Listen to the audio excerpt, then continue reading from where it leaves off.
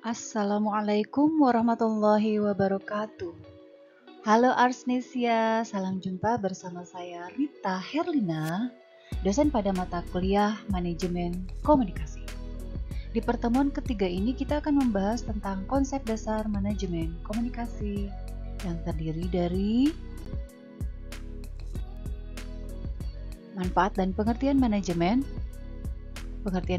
komunikasi, prinsip-prinsip dan unsur-unsur manajemen. Kita mulai dari manfaat dan pengertian manajemen.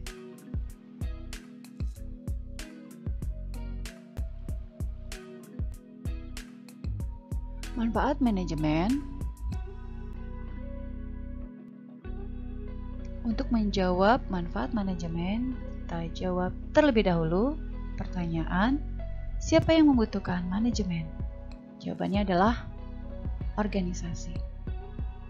Karena organisasi merupakan wadah berkumpulnya sekelompok orang yang memiliki kepentingan yang sama untuk mencapai tujuan organisasi. Lalu mengapa manajemen dibutuhkan?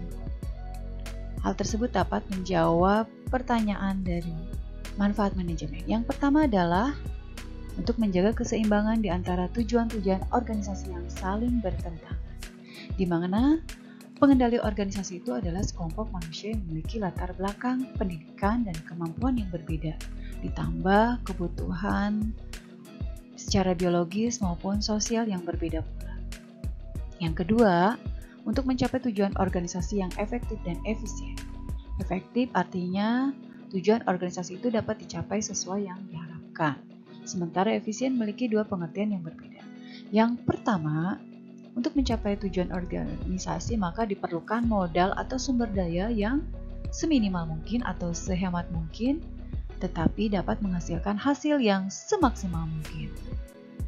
Pengertian yang kedua, untuk mencapai tujuan organisasi maka diperlukan modal atau sumber daya yang sebesar-besarnya sehingga mampu menghasilkan hasil yang lebih besar lagi. Hal tersebut sesuai dengan prinsip bahwa sebuah usaha itu tidak akan mengkhianati hasil, di mana semakin besar modal atau usaha yang dikeluarkan, maka akan semakin besar pula hasil yang diperoleh. Anda setuju yang mana?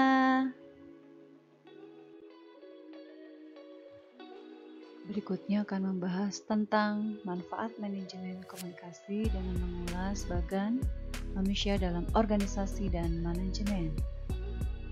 Kita lihat dari tingkat kebutuhan dan keinginan. Manusia memiliki kebutuhan dan keinginan yang beragam.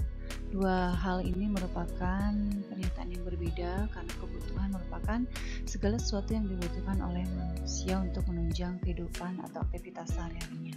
Sementara keinginan merupakan kebutuhan yang berlebih yang dianggap kurang gitu ya dalam memenuhi kebutuhan hidupnya.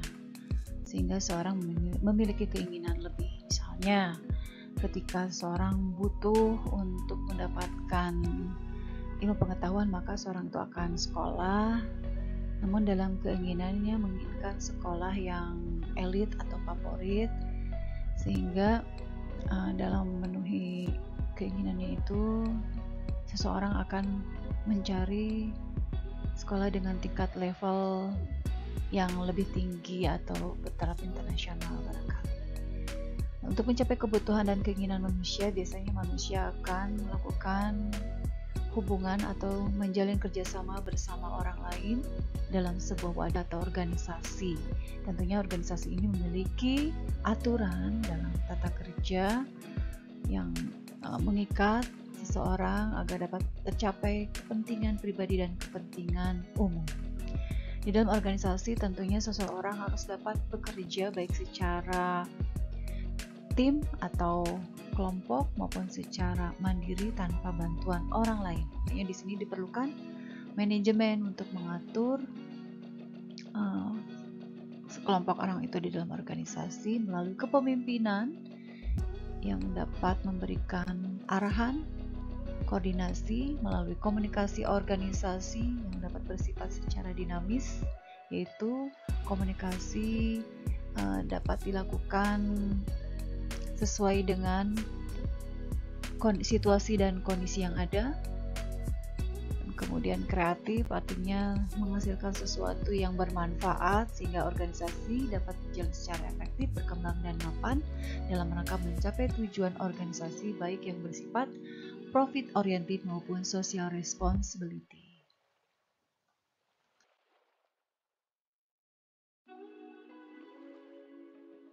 Enam konsep dasar manajemen bisa menjadi alternatif lain dalam menjawab manfaat manajemen, yaitu manajemen as a system, artinya manajemen merupakan satu kesatuan di dalam setiap bidang pekerjaan di sebuah organisasi. Kemudian manajemen as a process, yaitu manajemen adalah sebuah proses yang dicapai melalui tahapan-tahapan seperti planning, organizing, actuating, and controlling. Lalu manajemen as a function, artinya manajemen itu memiliki manfaat atau fungsi dalam menata kelola atau mengatur sebuah organisasi agar dapat mencapai tujuannya. Lalu manajemen as a science, artinya manajemen adalah sebagai ilmu yang diperoleh berdasarkan hasil penelitian, berdasarkan hasil pengamatan dan uji coba, sehingga memiliki tingkat kredibilitas yang tinggi. Lalu manajemen refers to group of people, yaitu mengacu kepada sekelompok orang. Artinya manajemen ini dikelola oleh sekelompok orang di dalam sebuah organisasi. Lalu manajemen as a profession, yaitu sebagai sebuah profesi yang tentunya dalam pelaksanaannya harus berdasarkan standar operasional prosedur. Pengertian manajemen.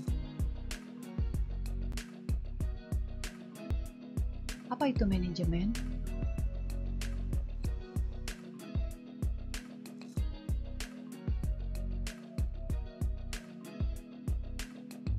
Sehingga manajemen merupakan suatu proses untuk mewujudkan tujuan yang diinginkan. Karenanya manajemen diartikan mengatur.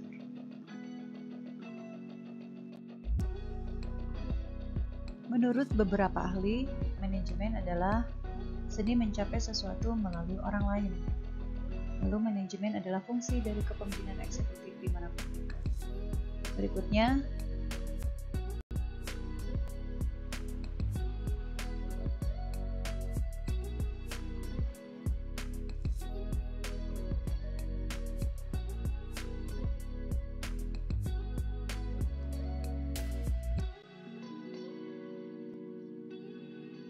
pengertian manajemen komunikasi menurut para ahli.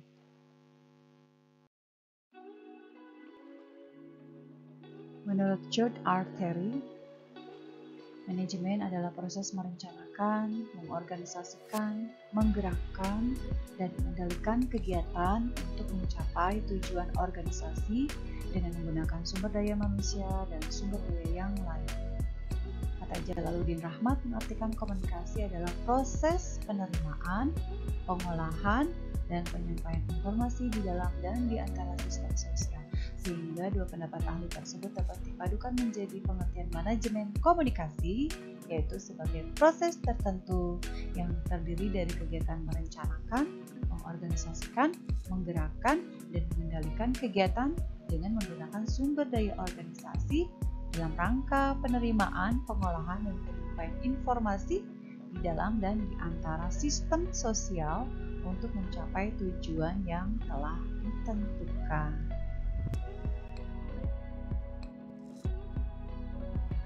Berikutnya, beberapa pendapat ahli mengenai manajemen komunikasi.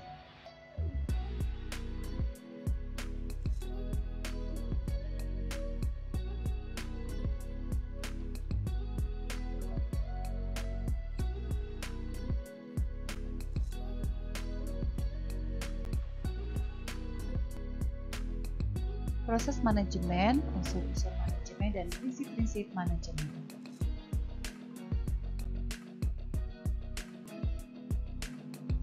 Seperti diketahui bersama di awal bahwa manajemen adalah sebuah proses, artinya dalam melaksanakan organisasi harus dilalui melalui tahap-tahapan seperti perencanaan, pengorganisasian, dan aktualisasi serta evaluasi. Di sini terdapat proses-proses manajemen diutarakan oleh Henry Fayol, yakni yang pertama adalah perencanaan, perorganisasian, penyusunan, pengarahan, dan pengawasan.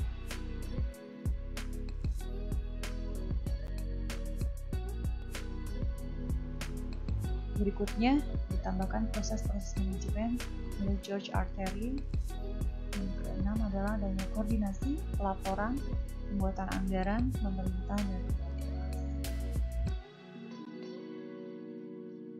mengenai proses perencanaan atau planning akan dibahas lebih lanjut, di mana planning adalah penentuan serangkaian tindakan untuk mencapai suatu tindakan yang diinginkan.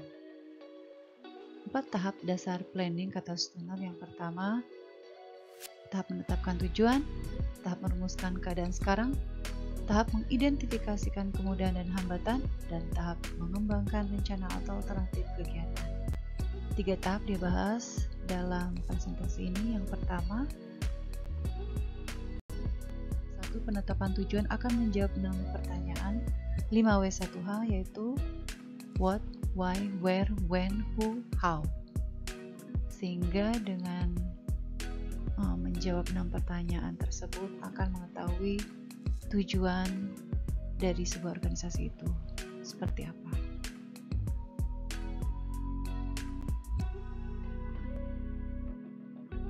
Pada tahap kedua, merumuskan keadaan sekarang yang akan menjelaskan bagaimana sumber daya yang ada. Artinya di sini mengetahui unsur-unsur dari manajemen itu sendiri. Menurut Harrington Emerson, dalam Public Administration Management mempunyai 5 unsur 5M, yaitu Man, Money, Material, Machine, and Methods. Lalu kata George R. Terry tambahkan, tidak hanya Man, Money, Material, Machine, and Method, ada juga Market dan Information. Market artinya adalah pasar atau tempat di mana sebuah produk atau jasa itu dapat dipasarkan, dijual belikan, atau dipublikasikan. Lalu information artinya merupakan informasi atau ilmu pengetahuan yang dapat menunjang sebuah kegiatan organisasi.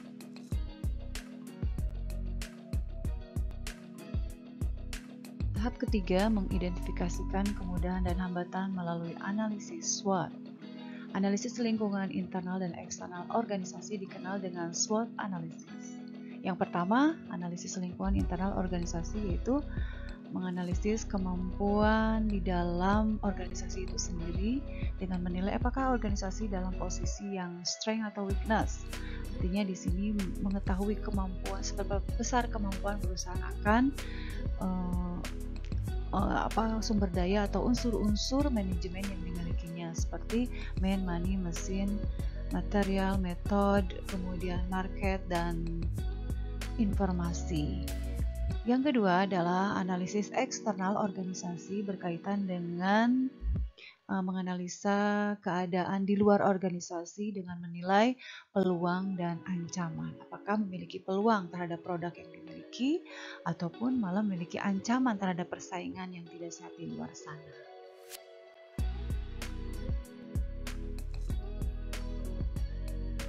Di dalam perencanaan memiliki kelemahan dan manfaat. Yang pertama, kelemahan perencanaan, yaitu pekerjaan yang tercakup dalam perencanaan mungkin berlebihan pada kontribusi yang nyata, cenderung menunda kegiatan.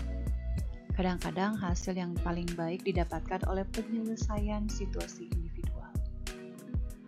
Lalu ada rencana-rencana yang diikuti cara-cara yang tidak konsisten. Nah, selain kelemahan, tentunya perencanaan ini memiliki manfaat yang sangat besar. Pertama, membantu manajemen untuk menyesuaikan diri dengan perubahan-perubahan lingkungan, lalu membantu penempatan tanggung jawab lebih cepat, memudahkan dalam melakukan koordinasi di antara berbagai bagian organisasi, membuat tujuan lebih khusus, terperinci, dan lebih mudah dipahami, meminimumkan pekerjaan yang tidak pasti, dan pada akhirnya menghemat waktu usaha dan dana.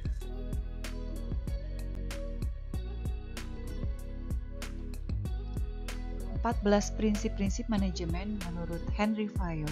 1. Pembagian kerja berkaitan dengan bagaimana pembagian kerja itu harus berdasarkan keahlian, di mana pembagian kerja harus dipikirkan agar mengarah pada spesialisasi. Semakin seseorang terspesialisasi, maka semakin efisien dan efektif orang tersebut melaksanakan pekerjaannya. Yang kedua, otoritas atau wewenang. Dalam pelaksanaan tugas, manajer harus memberi perintah kepada bawahan untuk menyelesaikan pekerjaannya. Yang ketiga, disiplin berkaitan dengan kepatuhan terhadap aturan atau rambu-rambu dalam sebuah organisasi. Berikutnya, kesatuan perintah, di mana setiap karyawan hanya mendapatkan satu perintah untuk suatu pekerjaan di bawah perintah atau komando pimpinan. Kesatuan arah, di mana kegiatan dalam organisasi yang mempunyai tujuan yang sama sebaiknya ditangani seorang manajer dengan satu perencanaan saja. Lalu, mengutamakan kepentingan bersama di atas kepentingan pribadi. Pemberian upah, yaitu pemberian balas jasa harus adil, baik untuk karyawan maupun untuk perusahaan. 8. Pemusatan atau sentralisasi, yaitu pengambilan keputusan yang banyak menggunakan pertimbangan atasan disebut sentralisasi. Sebaliknya, pengambilan keputusan dengan menampung aspirasi bawahan disebut desentralisasi. Jenjang jabatan dalam suatu organisasi sering digambarkan dengan garis-garis yang rapi dalam bagan organisasi. Bagan ini menunjukkan kedudukan manajer dari puncak sampai ke jenjang bawah. Kemudian yang ke-10, tata tertib. Sebagai sarana bagi manusia harus berada di tempat yang tepat. Artinya di sini dengan tata tertib dapat mengikat seluruh anggota dalam organisasi. Kesamaan artinya bahwa para manajer harus bersahabat dan adil terhadap semua bawahannya. Kestabilan staf, perputaran karyawan yang terlalu sering tidak baik bagi kelancaran kegiatan perusahaan. Lalu inisiatif, bawahan harus diberi kebebasan untuk membuat dan menjalankan rencananya, walaupun bisa saja ada kesalahan. Artinya di sini harus ada upaya untuk mengeluarkan ide-ide dari seluruh anggota. Dan yang keempat adalah semangat korps. Semangat korps ini dilandasi dari rasa semangat untuk bekerja sama di antara satu lainnya di dalam sebuah organisasi. Apabila ke-14 prinsip tersebut dapat diaplikasikan dalam sebuah organisasi, maka akan mampu menggerakkan organisasi yang terarah, teratur, dan berkesinambungan sehingga tercapai goals atau tujuan organisasi itu sendiri. Silakan mengerjakan tugas dengan menjawab pertanyaan berikut ini, di mana wajib dikerjakan secara mandiri. Tidak boleh copy paste dari siapapun, dari manapun, dikumpulkan hingga malam ini melalui chat di YouTube. Ini kalau tidak bisa berarti nanti melalui aplikasi lain, misalnya melalui Google Class. Nanti akan diatur lagi.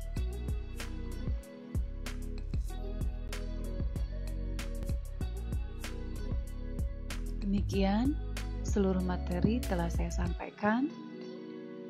Terima kasih atas perhatiannya. Sampai jumpa.